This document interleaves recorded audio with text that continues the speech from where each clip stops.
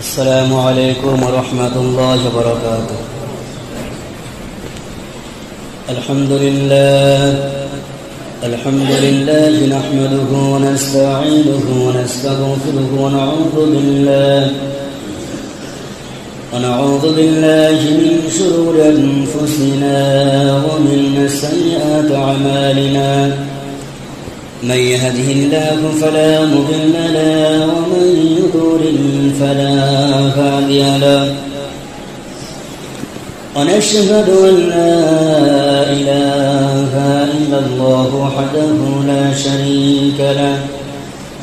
ونشهد أن سيدنا وحبيبنا مولانا محمدا عبده ورسوله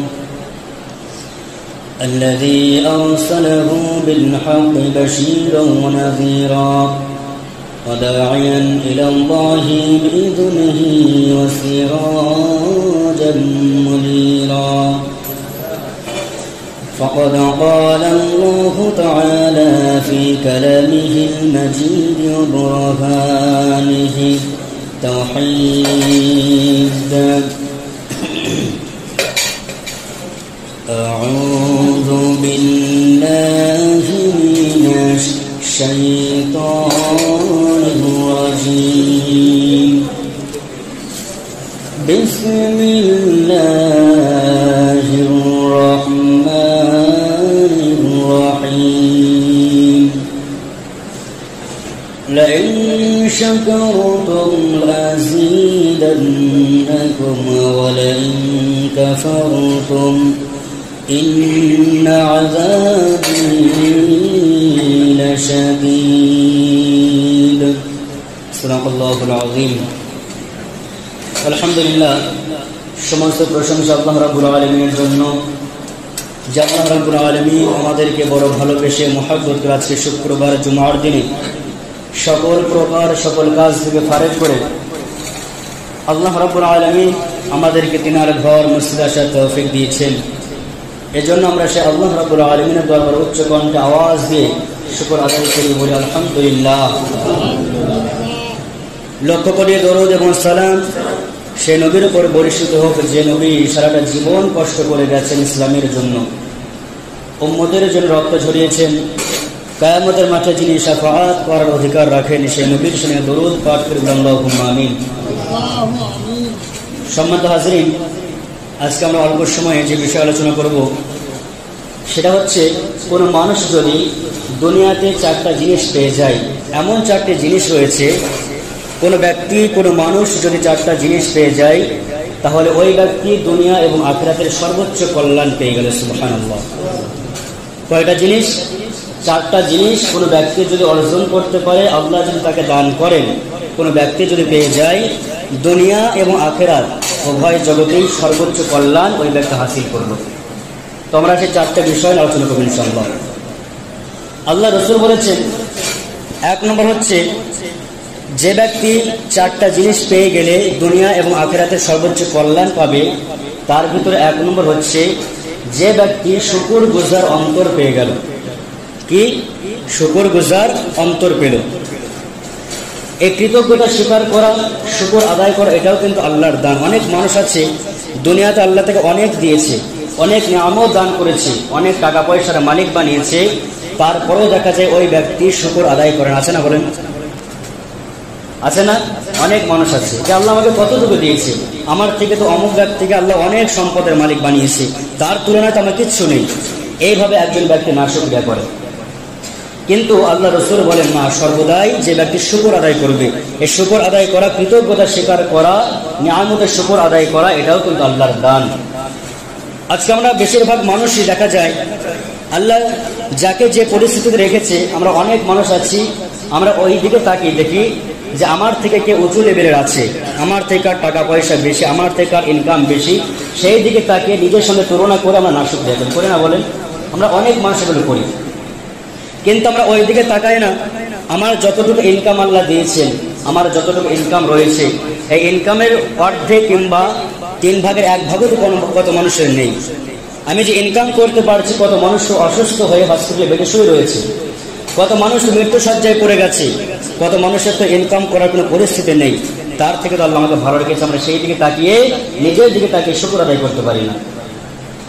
এই শুকর আদায় সম্পর্কে আল্লাহ রাব্বুল আলামিন কুরআনুল কারীমে পারা নম্বর হচ্ছে 13, পৃষ্ঠা নম্বর হচ্ছে 15, সূরার নাম হচ্ছে সূরাত ইব্রাহিম, আয়াত নম্বর হচ্ছে 7 নম্বর আয়াত।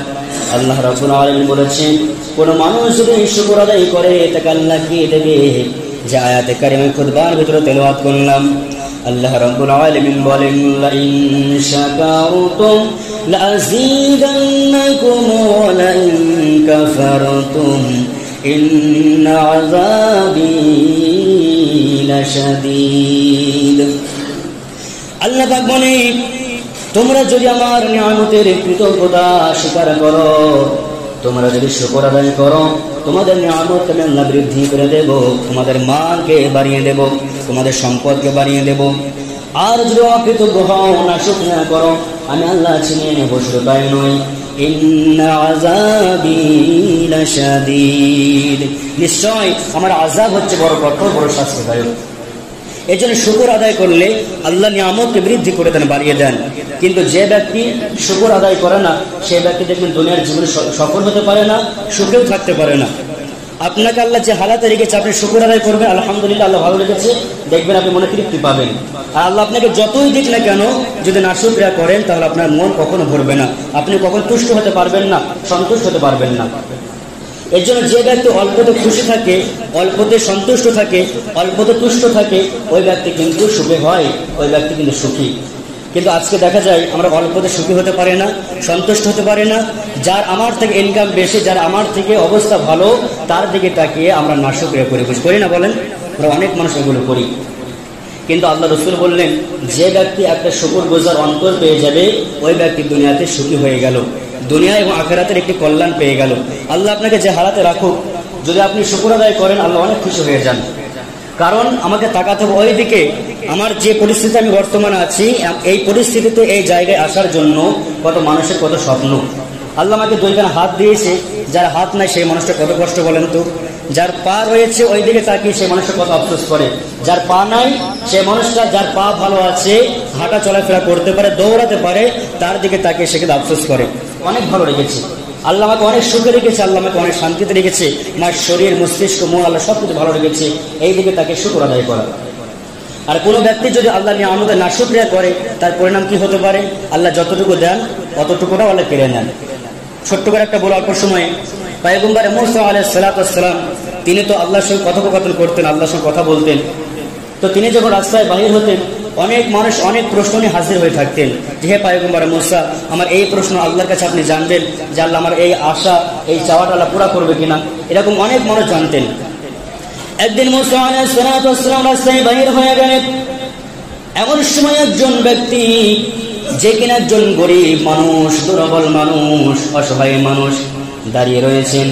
এক পর্যায়ে পয়গম্বর মুসা আলাইহিস সালাতু ওয়াস সালাম তার সামনে যখন গেলেন, পয়গম্বর মুসাকে বললেন, হে মুসা, তুমি তো আল্লাহর সঙ্গে কথা বলার জন্য যাচ্ছ, কিন্তু আমার দিকে একটু লক্ষ্য করে দেখো, আল্লাহ রাব্বুল আলামিন আমাকে কেন এত গরিব বানিয়েছে?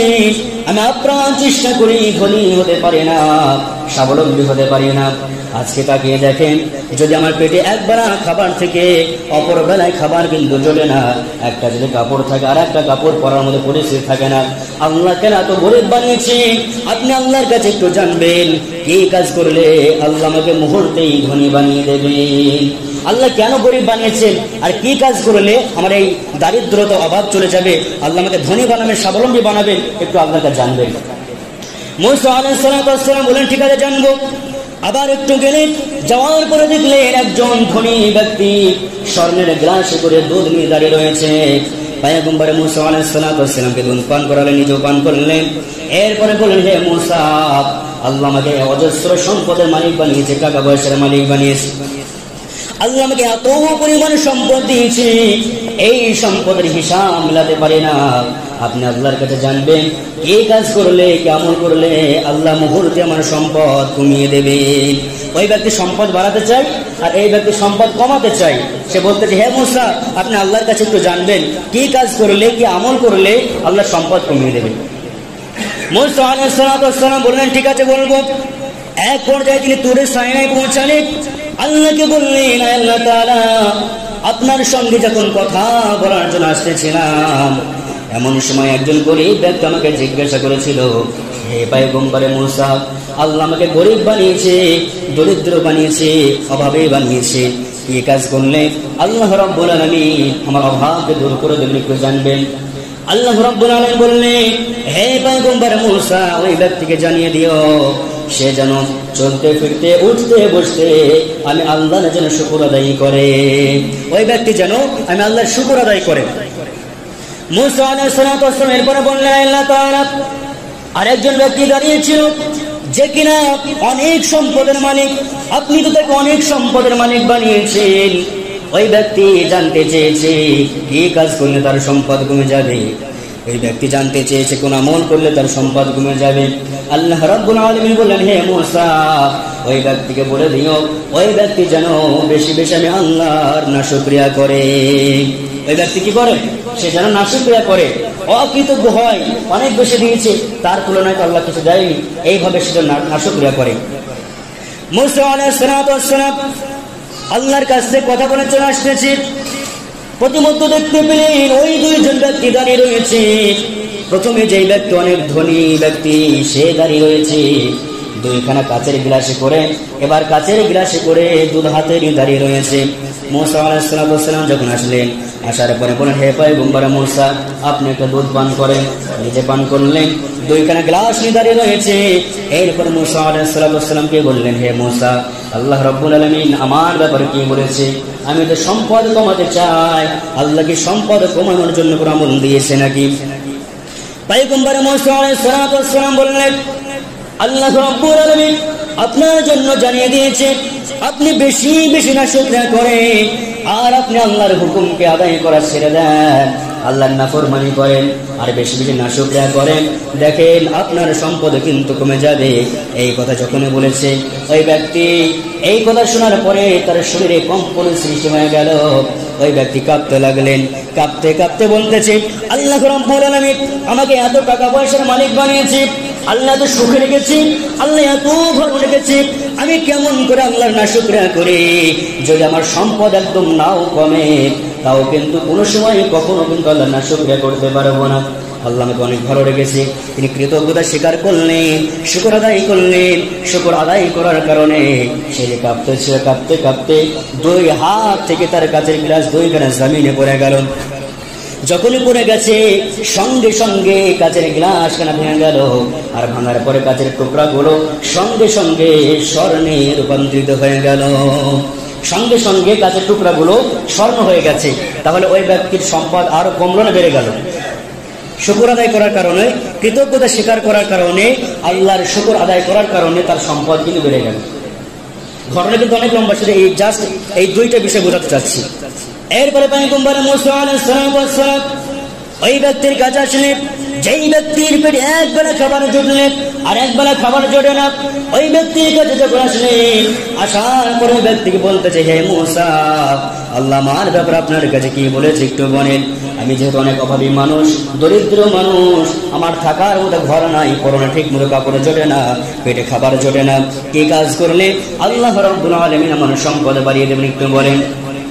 মূসা আলাইহিস সালাম বললেন, আল্লাহ আপনাকে যে হালাতে রেখেছে, যে পরিস্থিতি রেখেছে, আপনি কাজ করেন, চলতে ফিরতে উঠতে বসতে আপনি আল্লাহর শুকর আদায় করেন, বলেন আল্লাহ আমাকে ভালো রেখেছে, আলহামদুলিল্লাহ বলে শুকর আদায় করেন।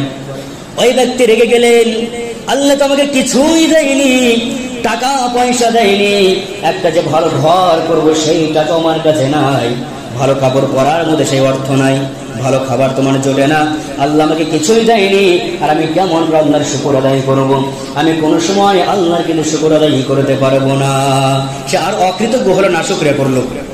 তো কিতাবে এসেছে, নাশুকরিয়া করার কারণে, অকৃতজ্ঞ হওয়ার কারণে তার পরনে যে কাপড়টা ছিল, বস্ত্রটা ছিল, সেটাও একটা হালকা বাতাস এসে সেই কাপড়টাকে আল্লাহ কেড়ে নিলেন, খুলে চলে গেল। তাহলে কেন চলে গেল? সে নাশুকরিয়া করার কারণে। এজন্য আল্লাহ রাসূল বলেন, দুনিয়াতে কোনো ব্যক্তি যদি 4টা জিনিস পেয়ে যায় তাহলে ওই ব্যক্তি দুনিয়া এবং আখিরাতে সর্বোচ্চ কল্যাণ পেয়ে যাবে। তার ভিতরে 1 নম্বর হচ্ছে যে ব্যক্তি শুকরগুজার একটা অন্তর পেল, চলতে ফিরতে উঠতে বসতে সুখে আছে আলহামদুলিল্লাহ, কষ্টের ভিতরে আছে, দুঃখে আছে তাও আলহামদুলিল্লাহ, আল্লাহ আমাকে ভালো রেখেছে, সুখে আছে, এই ব্যক্তি দুনিয়া এবং আখিরাতের সর্বোচ্চ একটা কল্যাণ পেল। কিন্তু শুকর আদায় কোথায় করতে হবে? আপনি অনেক পরিশ্রম করলেন, আপনি যে পরিমাণ শ্রম দিলেন, এক জায়গায় কাজ করলেন, আপনাকে সেই পরিমাণ পারিশ্রমিক দেওয়া হলো না, মজুরি একদম কম দিয়েছে, আপনি 500 টাকার কাজ করেছেন, আপনাকে যদি 50 টাকা দেওয়া হয়, তার কাছে গিয়ে আপনি বলবেন যে আলহামদুলিল্লাহ অনেক বেশি দিয়েছো? এক্ষেত্রে নয়, তার কাছে সেরকম বলতে হবে, কিন্তু শুকর আদায় করতে হবে আল্লাহর কাছে। আল্লাহ, আমি যা পেয়েছি আলহামদুলিল্লাহ, আমি যতটুকু উপার্জন করতে পারছি, যতটুকু আল্লাহ আপনি আমাকে দিয়েছেন, এই টাকা এই অর্থ কত মানুষ ইনকাম করতে পারছে না। আমার শরীরকে আপনি ভালো রেখেছেন, কত মানুষের শরীরে কত রোগ রয়েছে, তার থেকে আল্লাহ ভালো রেখেছেন। সব দিক থেকে তাকিয়ে আমার থেকে যে ব্যক্তি কমজোরি, তার দিকে তাকিয়ে শুকর আদায় করা। কিতাবে এসেছে একজন বুজুর্গ ব্যক্তি এক সময় তার জুতা কেনার পরিস্থিতি ছিল না, টাকা নাই যেটা ভালো জুতা কিনবে, তিনি খালি পায়ে রাস্তায় বাইর হয়েছে। তো তিনি জুতা কিনবেন, সে ভাবছেন এত বড় আলেম, এত বড় বুজুর্গ ব্যক্তি, কিন্তু এমন একটা পরিস্থিতি আমার চলে আসলো যে 2 জোড়া জুতা কিনবো, সেই টাকাও নেই। তো রাস্তায় যখন বাহির হয়েছে, রাস্তায় বাহির হওয়ার পর দেখতেছে একজন ব্যক্তির 2খানা পাও নেই, পা 2খানা নেই। সে ব্যক্তি হাতের উপর ভর করে সে চলাফেরা করতেছে, সে রাস্তা দিয়ে পার হচ্ছে। তখন বুঝতে পারলেন আল্লাহ তো আমাকে অনেক ভালো রেখেছে, আল্লাহ তো ওই ব্যক্তির মতো আমাকে করেননি, আল্লাহ তো আমাকে 2খানা পা দিয়েছে, আজকে জুতা নাই কালকে হয়ে যাবে, কিন্তু ওই ব্যক্তি আল্লাহর পায়ে তো দেননি। সেই দিকে তাকে শুকর আদায় করতে লাগলেন। এই জন্য আল্লাহ যে হালাতেই রাখুক না কেন, চলতে ফিরতে উঠতে বসতে আল্লাহ নিয়ামতের শুকর আদায় করা। আল্লাহ 2খানা চোখ দিয়েছে, আল্লাহ হাত দিয়েছে, এইগুলো যদি শুকর আদায় করতে লাগে তবু তো শেষ হবে না, তাই না? কত মানুষের দৃষ্টিশক্তি নাই, কত মানুষের হাত নাই, কত মানুষ বিকলাঙ্গ রয়েছে, কত মানুষের পা নাই, কত মানুষের শরীর অসুস্থ রয়েছে, তাদের থেকে তো আল্লাহ আমাকে অনেক ভালো রেখেছে। সেই দিকে তাকে আল্লাহর প্রত্যেকটা নিয়ামতের শুকর আদায় করবেন ইনশাআল্লাহ, ইনশাআল্লাহ। এবার আল্লাহ রাসূল বললেন, দুনিয়া এবং আখিরাতে 4টা জিনিস পেয়ে গেলে যে ব্যক্তি সর্বোচ্চ কল্যাণ পাবে, 1 নম্বর হচ্ছে শুকরগুজার অন্তর, 2 নম্বর হচ্ছে জিকিরওয়ালা জবান, যার জবান দিয়ে চলতে ফিরতে কি বাহির হয়? জিকির বাহির হয়। আজকে তো আমরা অনেক মানুষ আছি, অনেক যুবক ভাই আছে, রাস্তা দিয়ে যখন চলাফেরা করে, যখন কাজ থেকে বাড়িতে ফিরে জোরে চিৎকার করে গান বলতে বলতে বাড়িতে ফিরে, ফোনে গান দিয়ে বাড়িতে ফিরে, এইগুলো কখনো ঠিক নয়। চলতে ফিরতে আল্লাহ রাব্বুল আলামিন আমাদের জবান দিয়েছেন। এই জবানটা কেন দিয়েছেন? আল্লাহর নাম উচ্চারণ করার জন্য, জিকির আজকার করার জন্য। চলতে ফিরতে যে ব্যক্তি সুবহানাল্লাহ, আলহামদুলিল্লাহ, আল্লাহু আকবার, লা ইলাহা ইল্লাল্লাহ, যে ব্যক্তি জিকির করে, সে দুনিয়াতে কত সুখে থাকবে, তত শান্তিতে থাকতে পারবে। কারণ আল্লাহ রাব্বুল আলামিন জিকির করলে ওই ব্যক্তির প্রতি অনেক খুশি হয়ে যায়। আর নবীজি বলেছেন, তোমরা যখন রাস্তা দিয়ে চলাফেরা করবে তখন তোমরা জবানের দ্বারা জিকির করবে। কেন? যেহেতু ওই রাস্তা কিয়ামতের ময়দানে তোমার পক্ষে সাক্ষ্য দেবে। যত জিকির করতে থাকবে, যে জায়গায় জিকির করবে, সেই জায়গাগুলো তোমার পক্ষে কিয়ামতের ময়দানে কি করবে? সাক্ষ্য দেবে। তাহলে আল্লাহ রাসূল বলেন, দুনিয়া এবং আখিরাতের সর্বোচ্চ কল্যাণ পাবার জন্য দুনিয়াতে যে ব্যক্তি 4টা জিনিস পাবে, তার ভিতরে 2 নম্বর হচ্ছে জিকিরওয়ালা জবান। 3 নম্বর হচ্ছে যে ব্যক্তি সুখে এবং দুঃখে, তার উপরে যত মুসিবত আসুক না কেন, বিপদ আসুক না কেন, যে ব্যক্তি ধৈর্য ধারণ করে। কি করে? যে ব্যক্তি ধৈর্য ধারণ করে। যার শরীরে যত ধৈর্য, তার কিন্তু দেখবেন গুনাহ কম জীবনে। আর যার শরীরে যত ধৈর্য বেশি, তার জীবনে গুনাহ কম। আর যার জীবনে যত ধৈর্য কম, দেখবেন তার জীবনে গুনাহ বেশি, তাই না? আজকে কত মানুষ দেখবেন অধৈর্য হয়ে গিয়ে একটু বিপদে পড়ে গেছে, একদম অস্থিরতা কাজ করে, পেরেশানি হয়ে যায়, হালকা একটু সমস্যা দেখা দিয়েছে, এত অস্থির হয়ে যায়, ওই ব্যক্তি দেখবেন পরবর্তীতে আরো বড় সমস্যায় পড়ে যাবে। শরীরে যা ধৈর্য নাই, তার কিন্তু অনেক বড় বড় গুনায় সম্মুখীন হওয়ার সম্ভাবনা রয়েছে। এই জন্য ধৈর্য হচ্ছে, এটা হচ্ছে আল্লাহর দান, আল্লাহকে চাওয়া, ওগো রব্বুল আলামিন আমাকে ধৈর্যশীল বানান, আমার ভিতর ধৈর্য দান করুন। আজকে আমার দিকে তাকিয়ে আপনি নিজের দিকে ভাবেন, যে কাজগুলোতে আমরা ধৈর্য ধারণ করি নাই, যে কাজগুলোতে আমরা সবর করিনি, সেই কাজগুলো তাড়াহুড়া করার কারণে পরবর্তীতে দেখা যায় অনেক আফসোস করতে হয়, হয় না? অনেক পেরেশানির মধ্যে পড়ে যেতে হয়। এই জন্য প্রত্যেকটা ক্ষেত্রে আল্লাহ যে হালাতে রাখুক না কেন, যত মুসিবত আসে, যত বিপদ আসে, আল্লাহর পক্ষ থেকে আসে। আর সর্বক্ষেত্রে ধৈর্য ধারণ করা। আল্লাহ রাব্বুল আলামিন ধৈর্য নিয়ে কুরআনুল কারীমে পারা নম্বর হচ্ছে 2, পৃষ্ঠা নম্বর হচ্ছে 2, সূরার নাম হচ্ছে সূরাতুল বাকারা, আয়াত নম্বর হচ্ছে 153 নম্বর আয়াত। আল্লাহ রাব্বুল আলামিন বলেন, ইয়া আইয়ুহাল্লাযীনা আমানু ইসতাঈনু বিস-সাবরি ওয়াস-সালাহ, হে ঈমানদারগণ, তোমরা ধৈর্য ও নামাজের মাধ্যমে আমি আল্লাহর কাছে সাহায্য প্রার্থনা করো। তুমি বিপদে পড়ে গেছো, অভাবের মধ্যে পড়ে গেছো, রোগে আক্রান্ত হয়ে গেছো, তুমি নামাজ আদায় করো এবং ধৈর্য ধারণ করো। আমি আল্লাহ অবশ্যই তোমার আশাকে পুরা করব, তোমার অভাবকে দূর করব, তোমার রোগকে আমি আল্লাহ ভালো করে দেবো। ইন্নাল্লাহা মাআস সাবিরিন, কারণ যারা সবর করে, যারা ধৈর্যশীল, তাদের সঙ্গে আল্লাহ থাকেন। সুবহানাল্লাহ। এই জন্য আল্লাহ রাসূল বলেন, দুনিয়াতে যে ব্যক্তি চারটা জিনিস পেয়ে যাবে, সে দুনিয়া এবং আখিরাতের সর্বোচ্চ কল্যাণ পেয়ে গেল। এক নম্বর হচ্ছে যে ব্যক্তি শুকর আদায় করতে পারে, যে ব্যক্তি শুকর গুজার একটা অন্তর পেল। দুই নম্বর হচ্ছে জিকিরওয়ালা জবান পেল। তিন নম্বর হচ্ছে যে ব্যক্তি যত বিপদে পড়ুক না কেন ধৈর্য ধারণ করতে পারে। চার নম্বর হচ্ছে আল্লাহ রাসূল বলেন, চার নম্বর যে কাজটা, যে ব্যক্তি দুনিয়াতে একজন নেককার আল্লাহওয়ালা পরেশগারী স্ত্রী পেয়ে গেল, সে দুনিয়া এবং আখিরাতে সর্বোচ্চ কল্যাণ পেয়ে গেল। আজকে একটু মিলান তো, যদি কারো স্ত্রী খারাপ হয়, কারো বিবি যদি খারাপ হয়, আপনি সারাদিন অক্লান্ত মেহনত করলেন, কাজ করে বাড়িতে ফিরলেন, বিবি বেজার, আপনাকে সন্তুষ্ট করার জন্য কোনো জিনিস এগিয়ে দেয় না। আজকে আপনি বাইরে থাকেন, কোথাও গিয়েছেন, আপনি বাড়িতে গেলেন, বিবি যদি আপনার সঙ্গে খারাপ আচরণ করে, বাড়িতে একদিন কিংবা কয়েক ঘন্টা থাকতে ভালো লাগবে না? মন চাইবে বাড়িতে একটু থাকি, স্ত্রীর দিকে তাকাতেই মন চাইবে না, তাই না? কিন্তু এই নেককার স্ত্রী কিন্তু আল্লাহর দেওয়া দান। এই জন্য আল্লাহ রাসূল বলেছেন, তোমরা আল্লাহর কাছে দিনদার স্ত্রী চাইবে, ওগো রব্বুল আলামিন আমার জীবনে একজন নেককার স্ত্রী দান করো। আল্লাহর কাছে চাওয়া। যে ব্যক্তি একজন নেককার ধার্মিক স্ত্রী পেয়ে গেছে, সেই ব্যক্তি দুনিয়া এবং আখিরাতে সর্বোচ্চ কল্যাণ পেয়ে গেল। দুনিয়াতে ওই ব্যক্তি সুখী, কারণ দিনদার যদি না হয়, আপনার ইনকাম যদি কম থাকে, স্ত্রীও সন্তুষ্ট থাকবে না। আপনি একটা কাজ করে বাড়িতে ফিরলেন, আপনার সামনে কিছু এগিয়ে দেয় না, আপনাকে খুশি করার চেষ্টা করে না, যে স্বামী অক্লান্ত মেহনত করে বাড়িতে এসেছে। এমন কত বিবি রয়েছে, এক গ্লাস পানি পর্যন্ত দেয় না, স্বামী যেগুলো প্রয়োজন সেই জিনিসগুলো এগিয়ে দেয় না। এমন কত বিবি রয়েছে, বাড়িতে যাওয়ার সাথে সাথেই যুদ্ধ সৃষ্টি হয়ে যায়, যায় কি যায় না? এরকম কত দেখা যায়। এই জন্য যে ব্যক্তি একজন নেককার স্ত্রী পেয়ে গেল, আল্লাহ রাসূল বলেন দুনিয়া এবং আখিরাতের সর্বোচ্চ কল্যাণ পেয়ে গেল। এর জন্য আল্লাহর কাছে ভালো বিবি চাওয়া।